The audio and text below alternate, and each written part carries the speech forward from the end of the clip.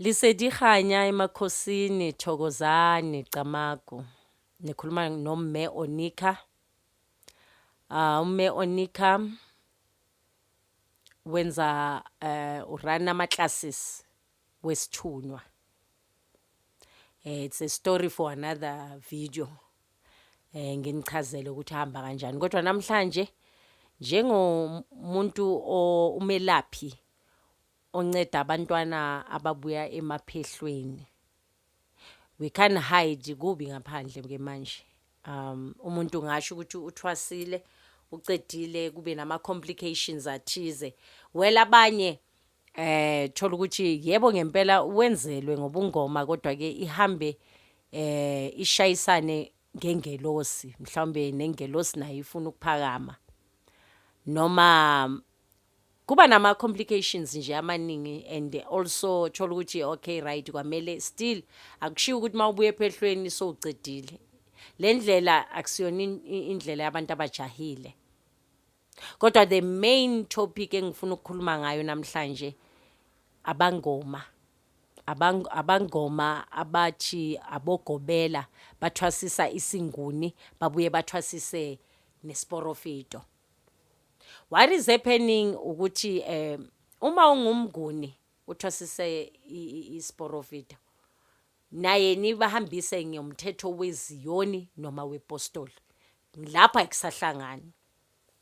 Ingelosi they come as amabutho. As amabutho kuneyingelosi ezingazange zihambela emhlabeni. Sikhuluma ngeingelosi zezulu, you know, zamanzi. So lezo azithwasiselwa automatically you connect with nazo. Nakhona it needs guidance ethize from kubo kuqala for you to understand ukuthi ungubani. Like for instance umuntu angazibiza ungonyama yezulu, umuntu azibiza unyoka yamanzi. Lo muntu loyo usuke aphiwe nayo henye imfihlakalo ithi ngisuke futhi lapho ngingene straight kwindaba yomngoma ongugobela othwasisa isithunywa. Ngoba kuyaye kufike ukuthi manje lesithunywa akusisithunywa sepostola, akusisithunywa seziyoni noma ese ZCC. Angithi manje sabantu sesizifundise ukuphila ngeingelosi zenkonzo, sikhohle kuyizona ingelosi ekwezakho njengamabutho ohamba nawo. Kula ke manje zicala ukushaya zikhale khona noma zithi ziyashayisana. Uma ungugobela uthwasisa isithunywa, not zonke izithunywa zingena amabhafu zenzelwe isitshiso. No. Like for instance isitshiso, asikhulumeni ngesitshiso. Kukhona isitshiso kwamele siphuphwe umntana wengelosi. Ngoba uyomenzela isitshiso ushisa izinto zakhe. Isitshiso kwamele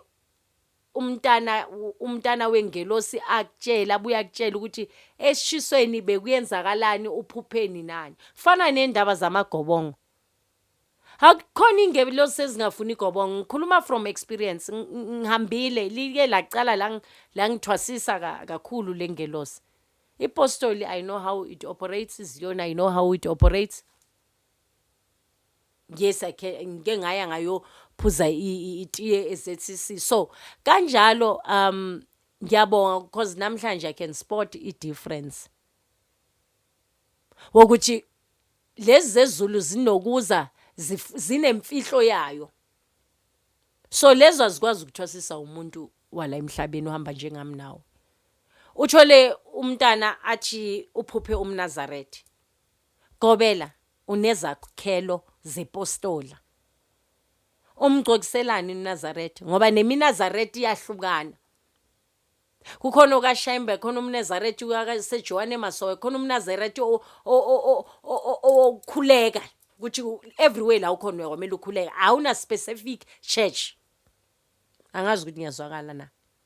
So yayisabe because of namhlanje uyihambise ngendlela eright mhlawumbe yobungoma yedlozi kodwa ke ibuye ikushaye kuphi ngokuthi manje ufune ukuba greedy wenze nesithunywa ilukuthi there's lot nawe ekufanele uyenze kwani yona lengelosi yePostola ohamba ngayo akusiyone yakho yePostola kukhona le emain yakho ekufanele uyisebenzele zamalimi ezamabutho ezihlolayo ezihlambululayo ezasemanzini into ziba amabutho.